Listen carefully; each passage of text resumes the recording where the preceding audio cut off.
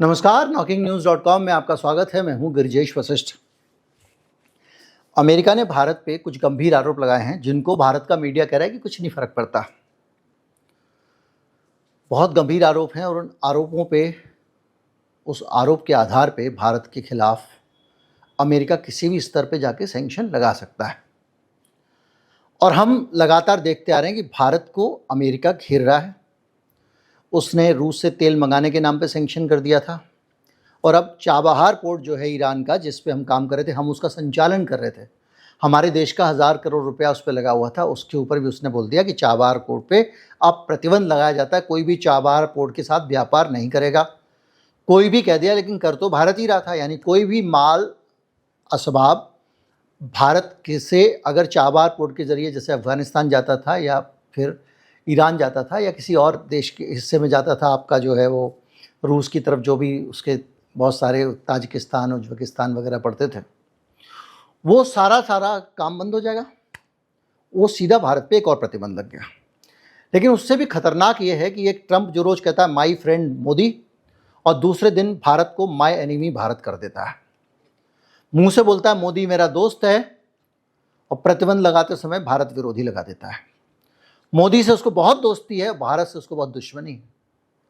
अभी ये जो नया आरोप लगा है, जिसको हल्का फुल्का आरोप कह के खारिज कर रहा है, उसकी हम हकीकत बताएंगे।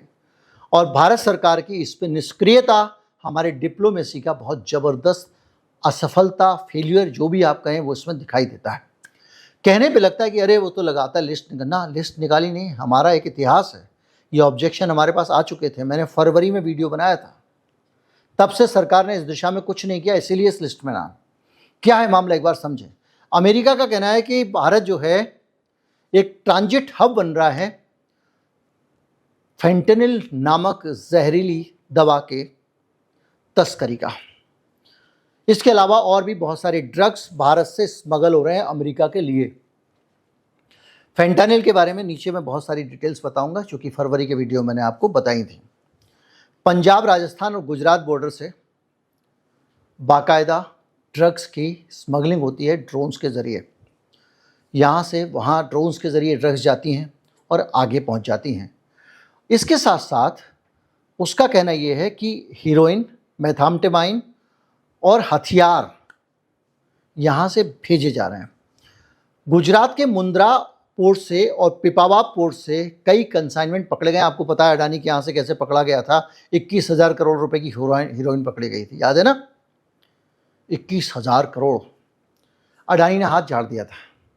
और जैसे अडानी का हमसे इसका कोई लेना देना नहीं, सरकार ने भी कहा उससे कोई लेना देना नहीं है।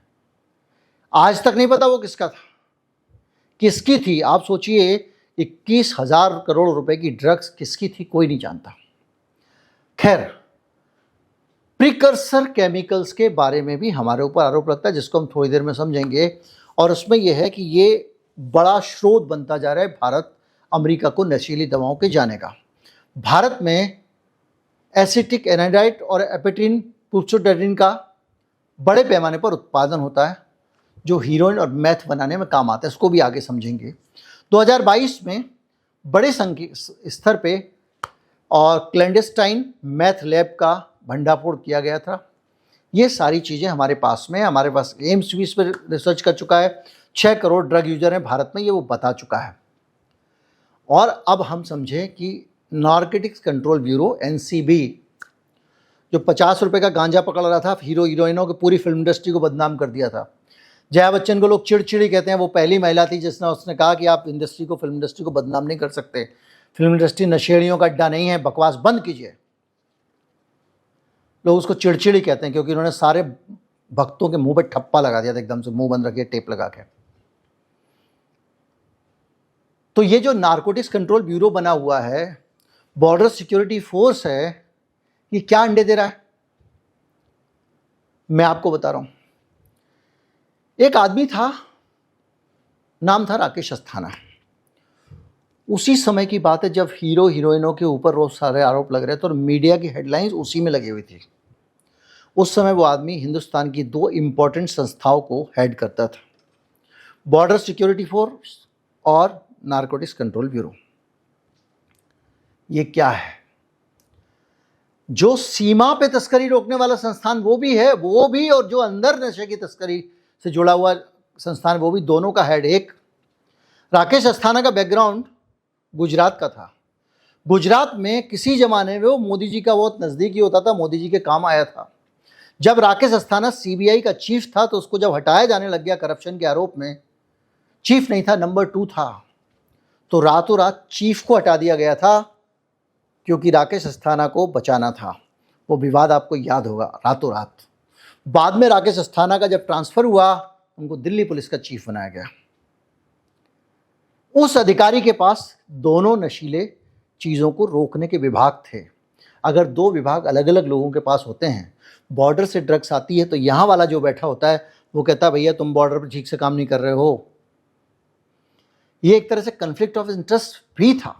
लेकिन राकेश अस्थाना से जुड़े वो बहुत सारे विवाद हैं, मैं उसमें जाना नहीं चाहता हूँ। मैं केवल ये उदाहरण जाता हूँ आपको बताना कि किस तरह से जो नारकोटिक्स कंट्रोल का काम हमारी सरकार करती रही, तो जब इस तरह से काम होगा तो जाहिर बात है कहीं ना कहीं कोई लूपहोल छूट जाएगा। तो गुजरात वाले में हुआ, और मैं लूपहोल ही कहूँगा, मैं ये नहीं कह सकता कि कोई जानबूझ के ऐसा कर रहा था या कुछ इसमें कोई साजिश होगी या कुछ होगा, पता नहीं। बहरहाल ये सिचुएशन जब आप देखते हैं तो आपको कुछ और चीज़ें याद करने की ज़रूरत पड़ती है, पुरानी चीज़ें जो मैंने फरवरी में आपको बताया था। एक खुलासा हुआ था फरवरी में, बाकायदा अमेरिका से हुआ था। भारत की 2 कंपनियां, रेक्टर केमिकल्स और एथस केमिकल्स, वो प्रीकर्सर्स भेजती थी अमेरिका के लिए। ये क्या होता है? ड्रग्स बनाने के लिए जिन मशीनों की जरूरत पड़ती है और जो रॉ मटेरियल जरूरत पड़ती है वो बेचती थी। और वो प्रीकर्सर जो हैं वो बड़े धांधली के साथ भेजे जाते थे। कैसे भेजे जाते थे? चीन से यहाँ आते थे और यहाँ आने के बाद उनको अलग नाम दे दिया जाता था। वो फेंटेनाइल जैसी जहरीली दवा बनाती थी। कितनी जहरीली है इसको भी आगे समझेंगे। हालत ये है कि ये कंपनियां अंडर कवर ऑपरेशन करती थी और उस दवा रॉ मटेरियल पे लेवल लगाए, ये विटामिन सी है, और विटामिन सी का लेवल लगा के वो यहाँ से भेज देती थी और वो मशीनें बेचती थी। उस मशीन का आधा हिस्सा कहीं से, आधा हिस्सा कहीं से, और ये सब चीज़ें मिलके फेंटेनाइल आपने बहुत नाम आजकल सुन रहे होंगे जिसके लिए ट्रंप लगा हुआ है। बहुत ही जहरीला जो नशा होता है वो वहाँ पे बनता था। उससे मैक्सिको में बनता था, वहाँ से अमेरिका में जाता था। तो भारत का जो रोल है, जिसको मीडिया बता रहा है कुछ नहीं है, रूट है, तो ये नहीं नहीं नहीं नहीं, नहीं। भारत की कंपनियां बाकायदा इसमें शामिल पाई गई हैं। ये फरवरी की बात बता रहा हूं मैं आपको। फरवरी से आज तक भारत की सरकार ने अगर नशा रोकने के लिए सख्ती से कुछ किया होता, भाई 6 लाख लोग तो हैं ना भारत में, 6 लाख या 60 लाख जो भी एक संख्या है जो नशे का शिकार हैं। मेरे भारत के नागरिक भी बसते ना। कोई सख्ती इन कंपनियों के ऊपर नहीं गई और ये बाकायदा इनके खिलाफ अमेरिका में एक अंडर कवर ऑपरेशन करके और इनके ऊपर एक इंडिक्टमेंट दायर किया गया है। फरवरी में मुकदमा किया गया, अमेरिका में किया। क्या भारत का फर्ज नहीं मिलता था? यहाँ नेटवर्क उसका तोड़ देता। और एक भारत का भावेश लाठी नामक गुजराती व्यापारी जनवरी में इसके साथ में गिरफ्तार भी हुआ था। भारत के प्रधानमंत्री ने, मोदी जी ने अमेरिका के साथ काफ़ी बातचीत की थी उन दिनों, और हालत यह है कि उसके कारण भारत के ऊपर टैरिफ लगने का दबाव सबसे पहले बढ़ा था। क्योंकि अमेरिका जब आया था, अमेरिका में ट्रंप जब आया था, तो उसकी सबसे ज़्यादा जोर इस बात पर था कि नशीले पदार्थों पर रोक लगाना है। मैक्सिको के ऊपर उसने प्रतिबंध लगाए और मैक्सिको से कहा कि तुम अपने यहाँ से मेरे यहाँ आने वाले नशीले पदार्थों को रोको। ये जनवरी में जब ट्रंप के बनते ही सारे हालात थे, तो हमारी सरकार ने उसे क्यों नहीं रोका? आज हमारे ऊपर जो प्रतिबंध लग रहे हैं, दूसरी जो खतरनाक स्थिति है, हमारा नाम आ गया है और ऐसी लिस्ट में आ गया है। मैं भी आपको बाद में बताऊंगा किन किन देशों के साथ नाम है, क्या लिस्ट है। लेकिन पहले आप समझ लीजिए कि फेंटेनिल जैसी खतरनाक दवा क्या है। फेंटेनिल एक ऑपियोइड है जो सिंथेटिक तरीके से बनता है। ऑपियोइड मतलब अफीम के परिवार की या अफीम से बनने वाली नशीली चीज़ें, और इसको बनाया जाता है केमिकल रिएक्शन से, अफीम से नहीं निकाला जाता। और इसका इस्तेमाल वैसे तो पेन किलर के तौर पे होता है। कब? जब बहुत खतरनाक सर्जरी वगैरह हो। लेकिन ये मार्फिन से भी 100 गुना ज़्यादा खतरनाक, 100 गुना ज़्यादा नशीली है, शक्तिशाली, पावरफुल है। हीरोइन से 30 गुना से 50 गुना। आप हीरोइन को बहुत तेज समझते होंगे, और मार्फिन से 100 गुना ज़्यादा शक्तिशाली है। और ये जो है फेंटाइल, इसका इलाज सर्जरी के दौरान अत्यधिक ज़्यादा, अगर जब किसी को दर्द होता है तो उसके लिए इस्तेमाल किया जाता है। 2 मिलीग्राम भी अगर आपने ले लिया, 2 mg कितना होता है? 2 mg आप समझ लीजिए कि आप दवा खाते हैं 250 mg की, 250 ग्राम, तो 2 मिलीग्राम मतलब माचिस की तीली की आगे वाली जो नोक होती है उससे भी आधे से आधा। उतना भी लेने में आदमी मर जाएगा, ओवरडोजिंग हो सकती है, इतनी खतरनाक ये दवा है। हजारों लोग हर साल अमेरिका में इस जहर के कारण मरते हैं। और इतनी जहरीली चीज फेंटेनाइल हमारे यहाँ से भेजी जा रही है। भेजी जा रही है ऐसा नहीं कि हम उसको फेंटेनाइल एक्सपोर्ट कर रहे हैं ना, हम लोग अमेरिका से, चीन से फेंटेनाइल बनाने वाला जो केमिकल होता है वो केमिकल विटामिन सी बोल के अमेरिका को भेज रहे थे। ये भावेश पकड़ा गया है, उससे पता चला है, भावेश लाठी, जनवरी में, और मशीनें भेज रहे थे, इससे फेंटेनाइल बन रहा है। तो अब आप समझ रहे हैं ना, ये जो खबर छपी है अमेरिका ने हमारे ऊपर, हमारा नाम लिस्ट में डाल दिया, तो हम समझ रहे हैं ऐसी लिस्ट में आ गया होगा। धार्मिक स्वतंत्रता की जैसे संसद की लिस्ट आती है हम सीरियसली नहीं लेते हैं, मानवाधिकार उल्लंघन की आती है हम सीरियसली नहीं लेते हैं, हमारे यहाँ पे प्रेस फ्रीडम पे रिपोर्ट आती है हम सीरियसली नहीं लेते हैं। ऐसे आ गया होगा, डाल दिया होगा उसने एक लिस्ट में। लेकिन ये ठोस कारण मौजूद हैं। इसी साल के 6 महीने पहले हमारे देश में ये सब हुआ है, हमारे देश के लोग पकड़े गए हैं। आप बताइए इन 6 महीनों में सरकार ने ऐसा क्या किया कि इस लिस्ट में नाम नहीं आता? किसी को गले मिलकर उल्लू थोड़ी बना सकते हो आप भाई। देश के लोगों को उल्लू बना सकते हो कि देखो इस आदमी के भी मैं गले मिलता हूं, इसके भी गले मिलता हूं। कई लोग नहीं होते जिनको फोटो खिंचास होती है, आज मैं फला नेताजी के साथ में मिलने का सौभाग्य प्राप्त हुआ, क्लिक करके फोटो डाल दिया। आज मुझे जो है वो फला जगह जाके मिलने का सौभाग्य प्राप्त हुआ, देखिए अक्षय कुमार के साथ मेरी फोटो, देखिए फला के साथ मेरी फोटो। ये एक छपास का रोग कहता है अखबारों में, कुछ ना कुछ छप जाए अखबार में मेरे नाम से, तो उसी में आदमी खुश रहता है। देखा होगा आपने, अडवाणी जी रथ यात्रा में निकले, गर्दन पीछे से किसी की घुसी हुई है, एक फोटो खिंचाने के लिए, फोटो आ जाए, वो छपास हो गई, पूरी बात खत्म, फोटो आ गया, बढ़िया, बस खत्म। फोटो आना चाहिए मस्त, गले मिलते, हेलीकॉप्टर शॉट टाइप का कुछ आ जाए बस। और इसी पे सारा फोकस रहता है। इसलिए आप देखिए हमारी विदेश नीति का क्या हाल हो रहा है। हर तरफ से नेपाल हमारे खिलाफ, बांग्लादेश हमारे खिलाफ, चीन हमारे खिलाफ, पाकिस्तान हमारे खिलाफ। रूस पाकिस्तान को पाइपलाइन डाल के गैस दे रहा है और वहां बिजली घर बन रहे हैं। रूस हमारा दोस्त, वो मालदीव पिद्दी न पिद्दी का शोरबा, वो भारतीयों को वापस भेज रहा है वहां से। आंदोलन चल गया वहां पे, हम कर क्या रहे हैं? गले मिल रहे हैं। अब हालत यह है कि फेंटेनाइल वाले मामले में अगर जनवरी में भी कुछ कर दिया होता तो काम बन जाता।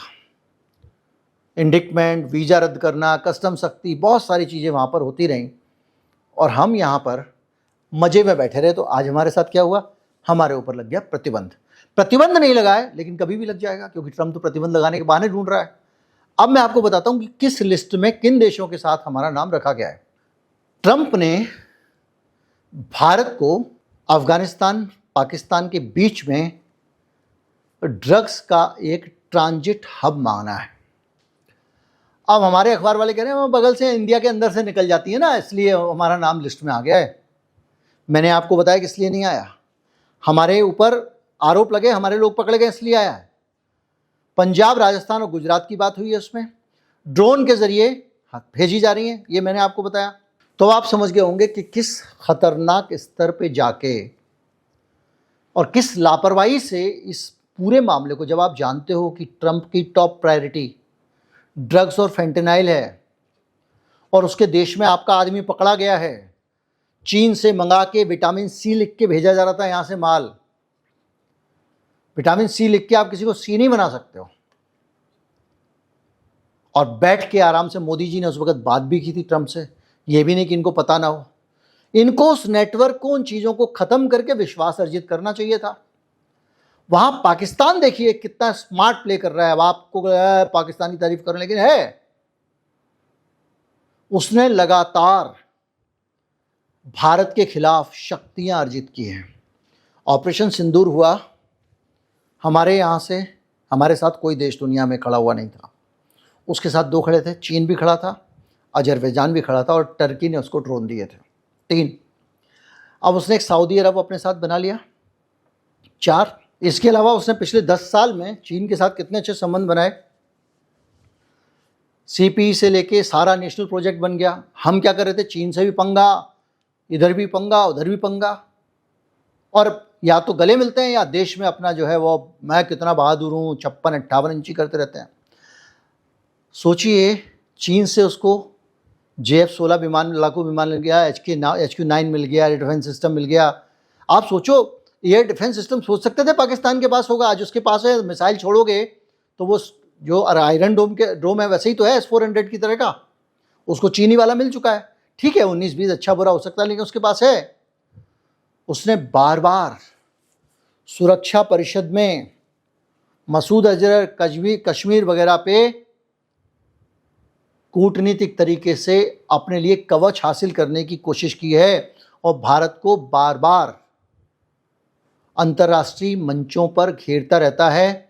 2019 के बाद FATF से भी उसने अपने आप को बाहर निकाला, और FATF से बाहर निकालने के बाद में जिस देश के ऊपर आतंकवादियों को प्रश्रय देने का आरोप लगता था, वो जिस देश को हम आतंकवादी देश घोषित करवाना चाहते थे, वो देश दुनिया भर से अपनी सेटिंग करने में काम में रहा है। आर्थिक संकट में भी उसको सहयोग मिल गया। हालत ये है कि चीन ने उसको करेंसी स्वैप, ऋण रोल ओवर में इमरजेंसी में मदद की, जब वो कर्ज में दबा हुआ था। IMF प्रोग्राम में चीन ने मदद दे दी और कह दिया कि मेरे जो लोन है वो डिफ़ॉल्ट में नहीं गिने जाएंगे। अगर चीन ये कहता कि मेरे लोन डूब गए, नहीं लौटा रहा है, तो उसको IMF से पैसा नहीं मिलता।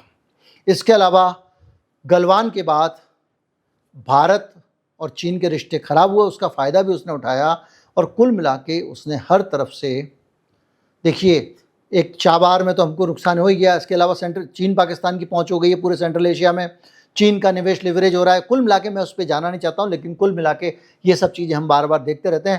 पर आज हम जहां खड़े हुए हैं वहां पे हमको समझना पड़ेगा कि उसने चीन के साथ भी सेटिंग कर ली, अमेरिका के साथ भी सेटिंग कर ली। अमेरिका को कह रहा है तुम हमारे यहाँ का सोना वोना खोद के निकालो, चीन को कह रहा है कि तुम कॉरिडोर बना लो, रूस को कह रहा है तुम बिजली घर बना लो, पुराना बिजली घर था उसको सब नया वया करवा दिया, रूस से गैस की पाइपलाइन डल रही है, सऊदी अरब से उसका समझौता हो गया है। वो पिद्दी सा देश जिसको हम भिखारी भिखारी कटोरा वटोरा बोलते रहते हैं, वो लगातार अपनी सिचुएशन को स्ट्रांग कर रहा है, और हम दुश्मन बनाते जा रहे हैं। और एक के बाद एक हमारे ऊपर कुछ ना कुछ रोज नई मुसीबत आ रही है। कब तक उसको डीप स्टेट कह के, डार्क स्टेट कह के, दुनिया भर के बहाने बना के, षड्यंत्र कह के, विदेशी षड्यंत्र है, सरकार उखाड़ना चाहते हैं कह के आप बचते रहोगे भाई? ये तो उदाहरण है ना कि ड्रग्स वाले मामले में आपके सामने सब कुछ था, आपने कुछ किया नहीं, दुनिया को टेकन फॉर ग्रांटेड लेते रहे। अब उसी पाकिस्तान से क्रिकेट खेल रहे हो, अगर पहले ही कुछ थोड़ा बहुत चीज़ें ठीक रखी होती तो कम से कम एक तो लिहाज होता उसकी आंखों में। खैर, बहरहाल ये है, मेरा काम था आपको ये बताना कि ये जो प्रतिबंध और लिस्टें आ रही हैं, अच्छा कारण नहीं आ रही हैं, कारण मौजूद थे, मजबूत कारण मौजूद थे। हमारे लोगों के ऊपर गंभीर आरोप लगे, हमारे लोग गिरफ्तार हुए। भारत सरकार ने उसके बावजूद कोई भी ऐसी दिखावा नहीं किया, ऐसी चीज़ नहीं की जिसके कारण हम ये बता सकते हैं कि हम ड्रग्स का हब बनने के खिलाफ हम एक्शन में लगे हुए हैं। पाकिस्तान आतंकवाद के मामले में आतंकवादियों पर सख्त कार्रवाई करके ना करके उसका दिखावा करके पूरी दुनिया के सामने बड़ी संख्या में गिरफ्तारियां करके और अपने आप को दुनिया के सामने साफ निकाल के ला गया। दुनिया की मदद उसको मिलनी शुरू हो गई और हम कुछ नहीं कर पाए। आप मुझे दोष दे सकते हैं इसके लिए, एक आदमी और है जिसको दोष आप हर बार दे सकते हैं, वो पंडित जवाहरलाल नेहरू। नमस्कार, जय हिंद। वीडियो को लाइक कर लें, चैनल को सब्सक्राइब कर लें, फॉरवर्ड करें ज़्यादा से ज़्यादा लोगों तक, व्हाट्सएप के जरिए, ट्विटर के जरिए, जैसे भी आप, फेसबुक के जरिए। पैसे देना चाहते हैं, एक थैंक्स बटन है, आप अगर लंबे समय तक बार बार चाहते हैं कि एक नियमित तौर पर कुछ धन मिल जाए तो आप मेंबरशिप ले सकते हैं। स्क्रीन पे क्यूआर कोड आता है, अगर आपने बहुत पहले किया हो तो एक बार फिर स्कैन कर सकते हैं। और दें भैया पैसे वही लोग जिनकी जेब में जो है वो अतिरिक्त पैसे हैं। अपनी ज़रूरत से 1 रुपया भी काट के मुझे देने की ज़रूरत नहीं है। मैं इतने बुरे हाल में नहीं हूँ कि आपको कष्ट पहुँचा के मैं आपसे चवन्नी भी लूँ। नमस्कार, जय हिंद।